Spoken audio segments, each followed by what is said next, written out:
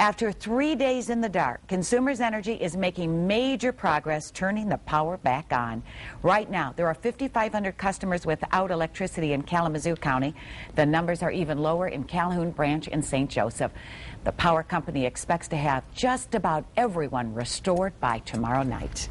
And even though fewer and fewer are without electricity, some are now finding that their power company won't hook them back up. 24-hour News 8's Steve Kelso spent the day with an electrician in Kalamazoo, and he has an alert for you from the live desk. Steve? Well, here's the deal, Brian. There's a point on your house where the electricity enters, where your responsibility begins and the power company's ends. And if you have damage to that, it's up to you to fix that piece of equipment. And you might have already figured this out. It might end up costing you.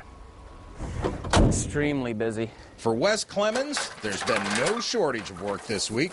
He owns Blue Ribbon Electric in Kalamazoo, and if you lost your power during the ice storm, you might just need his services. Consumers came out and got all the wires and stuff out of the road, took the yellow tape down, and then they said that an electrician would have to come and finish the job. Yeah. What happened to Beverly Hilton has happened to hundreds of people during this storm.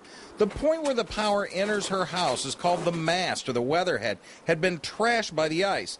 Now, in cases where power has been lost and this happens, power companies will not reconnect your electricity until that point has been repaired. Your utility provider's responsibility to furnish the juice ends right here. The rest of this is the homeowner's responsibility to maintain and replace if damaged. I spoke with supervisors at Consumers Energy by phone today, and they tell me they will not hook to damaged equipment for safety and liability reasons. Clemens says he's been at it since Monday doing 16-hour shifts, and most of that time spent repairing weatherheads. So what's all this going to cost you to repair? Well, it's a tougher question than you might think. Well, each house is different where that electricity drops in. Wes Clemens says his typical charge is somewhere between $700 and $1,500. I also talked with a home insurance agent today who says you should check your homeowner's policy because it may end up costing you just your deductible. If you don't get it fixed, it's going to cost you more time without electricity. Live in the newsroom, Steve Kelso, 24-hour News.